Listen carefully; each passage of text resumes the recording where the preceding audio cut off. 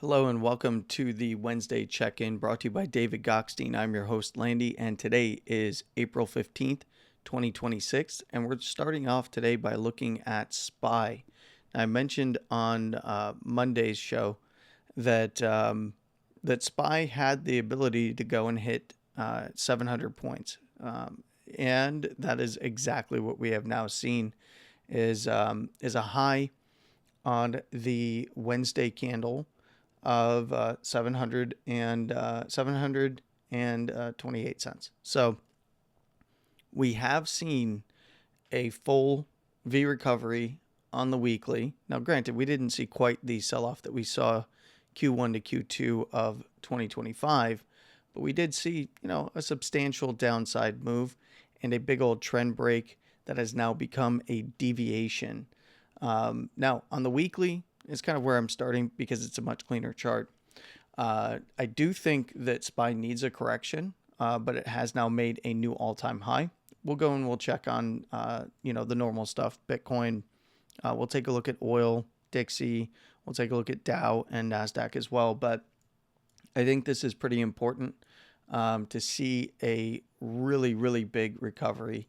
And I mentioned, a couple weeks ago that the market was testing risk on and then immediately moving risk off in some of the lower term timeframes, kind of day to day. But the market was really indicating that it desired risk on. And we have seen risk on across the board. And we have hit the initial target here for SPY up at that 700 points. Now, I would say for the moment, if we do see a high put in around this area or even higher, because there is the possibility that we could see 710 to even 715 if this thing really wants to take off to the upper third standard deviation. But to the downside, if we do see any kind of move back down, right at the high 695 for local and lower term timeframes, that would also very highly likely lead to the lower 690 region and likely putting in a high on this particular move, but still very, very, very strong all the way through to that upper first standard deviation around 680. If we did see that area lost, I would be looking right to the lower side here around the 670 to 675. So right around the low side structure here at the highs previously. And, very highly likely, obviously now, especially, that we see higher lows continue from here and a big higher low likely incoming, I would say sooner rather than later, although this still has the ability to keep moving to the upside. Again, I would take it, 700 and above, 705, 710, and even possibly 715. So kind of 5 points at a time. Well, we do have a nice expansive move, in play right now. If we did see, any kind of moves below the 680 region, and we are looking to this area over here, around the 675 to 670 region, which would put us right around, even the upper 660s.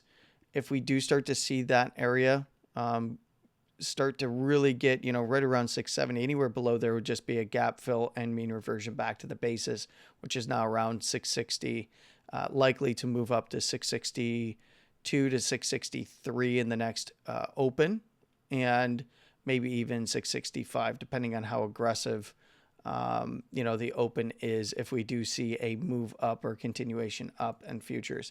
At this particular moment, we're seeing a little bit of, a move above, to continue to test up a little bit higher on futures. I would just pay pretty close attention to it. We got 670 for futures here. So we could see a pretty substantial jump in that 20 simple come next open. So we have hit that target really directly right at the 700 points, which I had mentioned on the Monday video. All right, NASDAQ also up here making new highs. And, was it quite new highs? Yes, it was new highs. Yeah. So the same kind of thing with NASDAQ. Nice recovery. Big move to the upside here. And I would say, above around 25.5 to 25, 380, 25.4, or this consolidation over here, the top side, fair game on any kind of a high put in. We could very easily see above the current all-time high now at 26,214 rather, 26 and a half to the 26.8 by the upper third, very, very viable.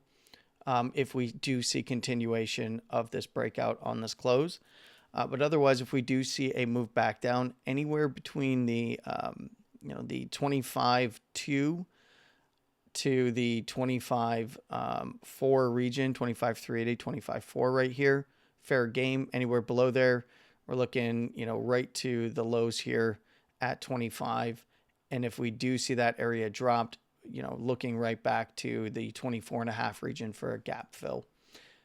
Dow lagging because we do have risk leading right now, but it's all about the rotation. And if we see continuation, if we do see a correction within NASDAQ and SPY, but we see Dow continuing to move up, that would be a rotation within Dow itself, which could indicate, a little bit of hedging that risk with some value. And some dividend paying stuff that is not necessarily tech focused or tech based, because tech is leading pretty well right now, and kind of see a rotation to some staple stocks. In this case, if we did see it head back down though, as long as it's above the upper first here and around that 47,850, then fair game, even down to the 47.5 region, to the low side of this area right here at 47,250 to 47.5, essentially right here. Anywhere below there, looking for a gap fill right back to the 46.8 to 47K even. Looks really good. Really good indications that we've seen from obviously the SPY recovery and the NASDAQ recovery. Nice V recoveries. And, it's really about where do we see the market itself within the indexes kind of adjust? Because now that we have had tech do quite well to the upside, yes, I know that there's some rules that were changed regarding pattern day traders, but the market was already well into the recovery here. Could that have added some juice? Sure. But I do think that there's a correction sooner than later, but continuation is absolutely on the table right now. And until we actually get a high put in, especially like a structural high and a close, just keep an eye on that upside and where things start to slow down or turn around. And then we can start looking at the bottom sides again, for of the prior ranges, the top side, and then the bottom side of those prior ranges for potential retest. Nice reclaim of 48.4. And this, though, might start giving us an edge here, even in Dow, for a little bit of a correction. We'll just have to watch it pretty closely. All right, so VIX is the other thing to watch. VIX absolutely headed to the downside. And what you're seeing with VIX is in some of the moves back to the upside here is that when looking at SPX or looking at SPY, what you're seeing is, we mean reverted and then we got an expansion back up. But in general, the larger portion of that expansion move was to the downside. VIX is still direction neutral. Typically when it's headed up though, because we don't often see straight up V recoveries unless, Donald Trump is the president. And that's true, by the way. It's very rare that we've seen V recoveries like we've seen under the Trump administrations. And in this case, this is just a straight up V recovery for SPY and NASDAQ. And, typically when we see the markets rising, they're taking, the bulls are taking the stairs up. So volatility remains fairly low, even though we get spikes in volatility when there's moves to the upside. Then they typically go into consolidations near highs, and then the volatility kicks in on the downside moves. more often than not, which is what causes VIX to start racing to the upside. But right now, I'd be waiting for a correction to bring VIX down even more. And I'll be honest with you, that's where I'm going to start looking for calls on VIX. So there is, there is a zone. It's getting towards the top side of that zone that I myself and many others like to start looking for longer term plays for VIX. It's not quite there yet, and I do think that if we see a correction, we might even see VIX head up or jump a little bit, but overall it will continue to work down as like the daily would mean revert on any correction. So I did want to kind of throw that in there. And then we're going to take a look at Bitcoin last. Bitcoin is interesting, but it's also still in the same area that it was. So is oil. And we got the move down. So we saw that in the Wednesday session, we got the move down into an area of interest, and below it to hit the upper $80 region. In fact, I'd been talking about the close open right here. And this is, right around, sorry, my mouse is not acting correct here. Right around the 88, of course, to 84 to 86 is kind of what I was looking for. And we did get on this low, $87 on WTI crude. We now have WTI trading under Brent. And one of the things that I've talked about, I don't know if I talked about it here. I might have talked about it here. One of the things that I've been seeing going around is look at the price paid at port when you're actually getting that payment through, and looking at the actual price paid versus what futures are saying, and the price paid is more than what the futures are. And that's because when those deals are signed, it's at the current, if it was a week or two ago, it's going to be at those week or two ago prices because this commodity moves fast. You're buying it at that price. You got to go pick it up, or you're getting out ahead so that you can reserve your spot, get filled right away when you're coming into port. And that spread is something that is fairly wide from what we've seen in the past, but we've also had very violent moves in the market right now, and it takes time for some of those ships to come on over. So, and that's, there's been a lot of exports from the United States really, really ramping up in a massive, massive way. So a lot of demand, but that demand is being met by the United States, fairly easily right now. And I do think that if we continue to see that play out and more contracts are signed and more deals are done in the energy sector with the United States, we'll actually see that exports will increase, but price will continue to head down.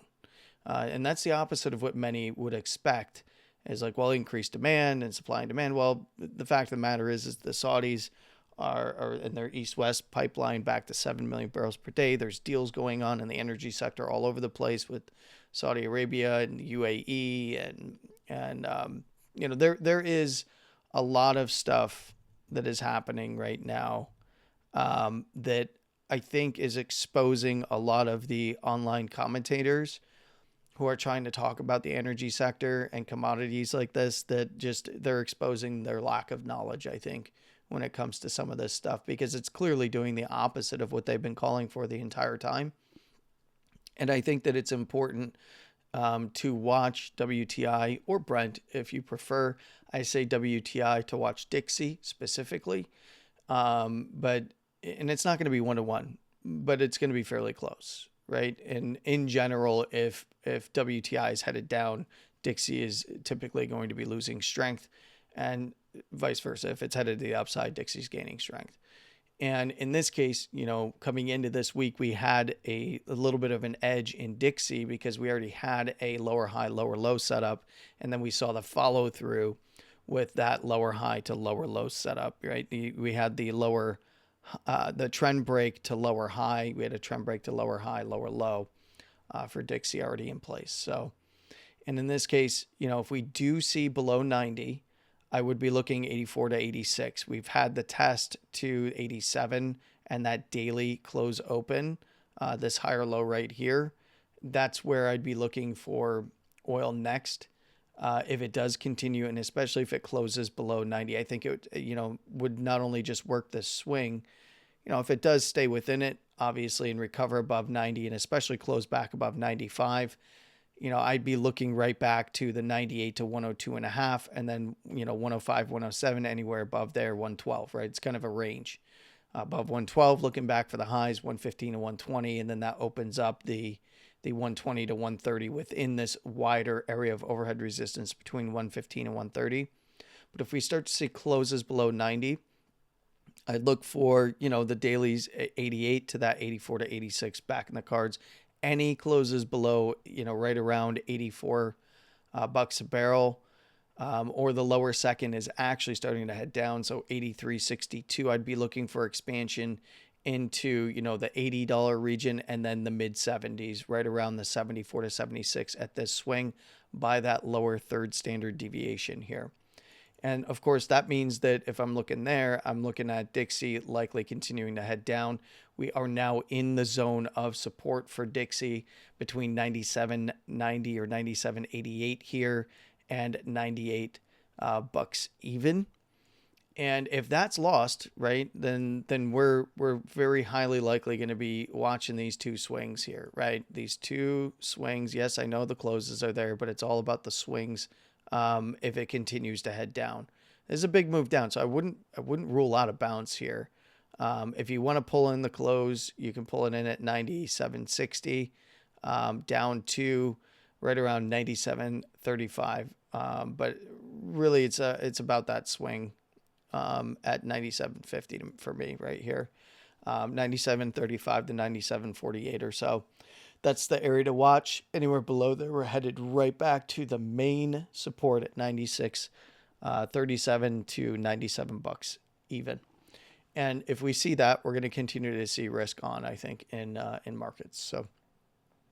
And maybe some rotation within them. Like I'd be looking for Dow. Understand the way that the Dow composite works.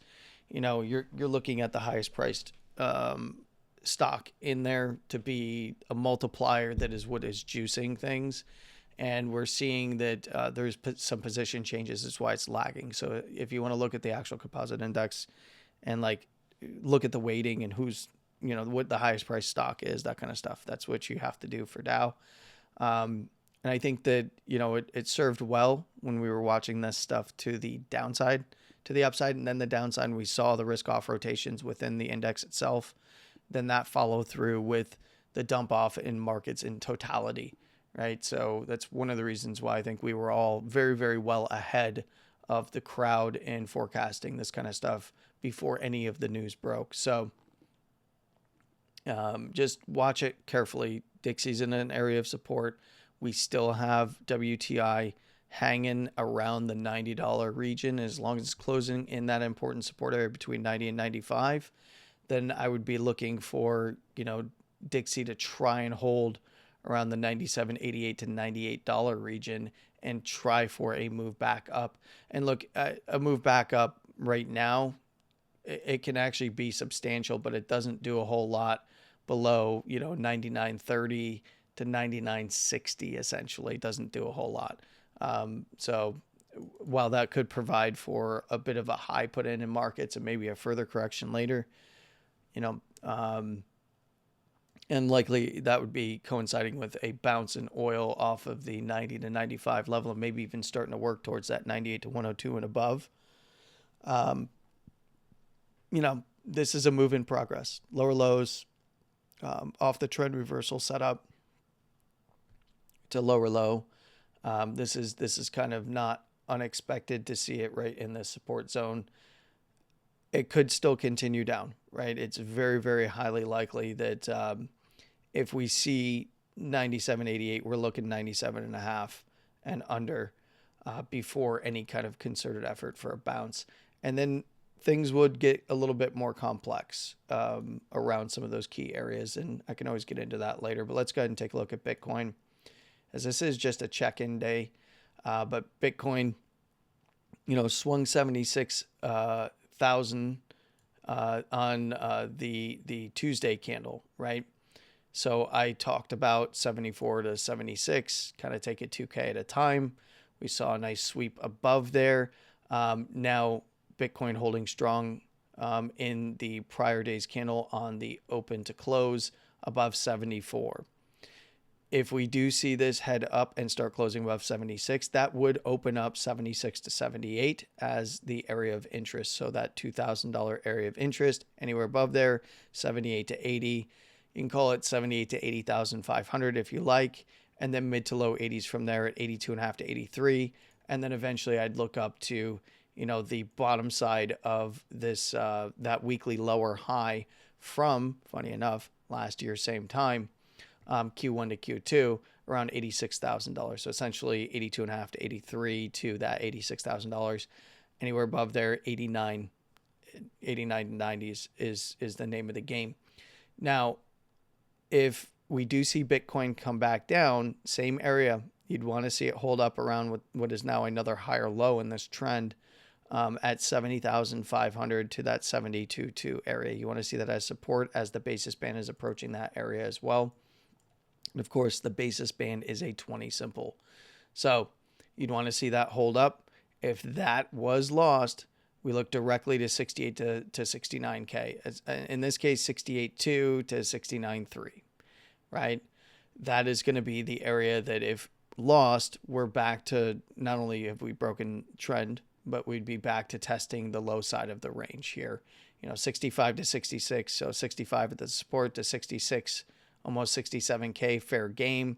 And then anywhere below 65, that opens up the entirety of this support area around 62.5 to 65. And then anything below there would be continuation down to test the lows, somewhere around 58 to 60 initially, and then we come back to it. But right now, looks good. Bitcoin's still holding up in this zone up here and in a zone higher.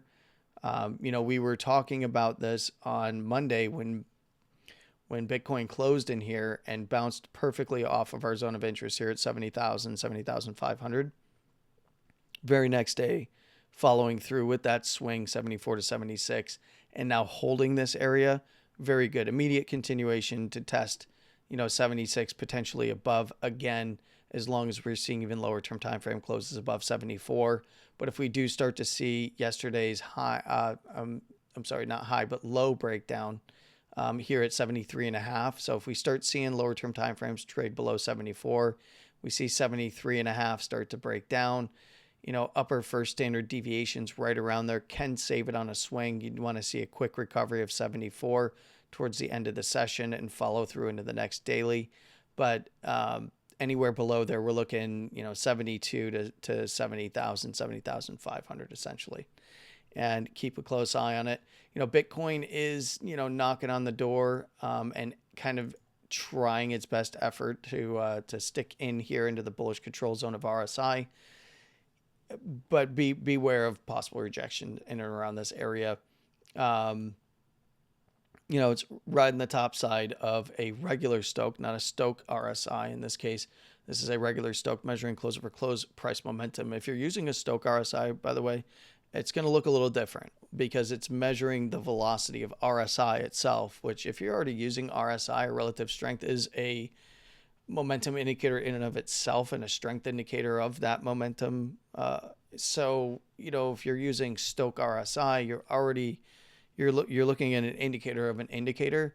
I prefer to use RSI and a regular Stoke, which is close over close price momentum. In this case, it is in the overbought zone.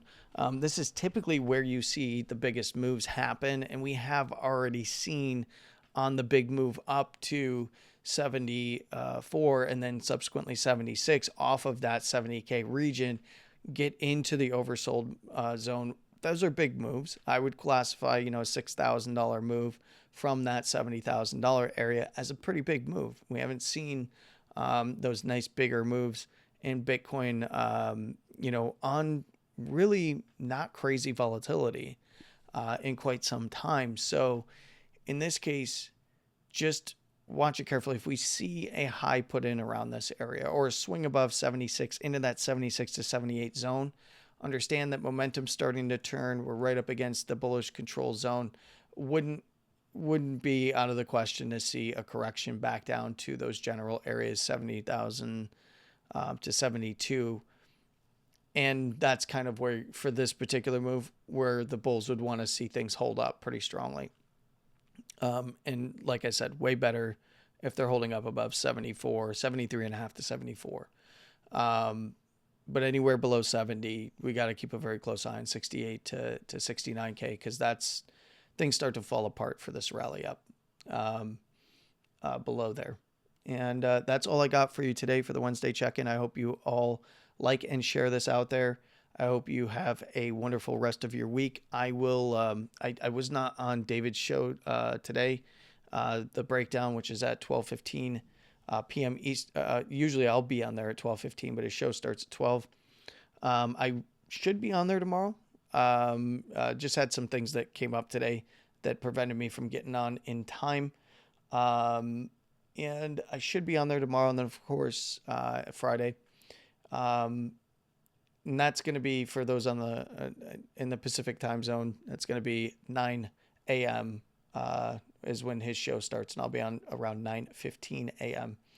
And then of course Friday we'll have the Friday wrap up.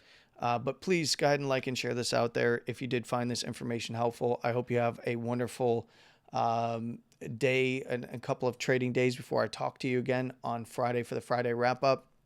And I hope you have a wonderful morning, afternoon, and evening, no matter where you are in the world. Please trade safe. And of course, as always, stay safe. With all of that being said, Landy out. Take care.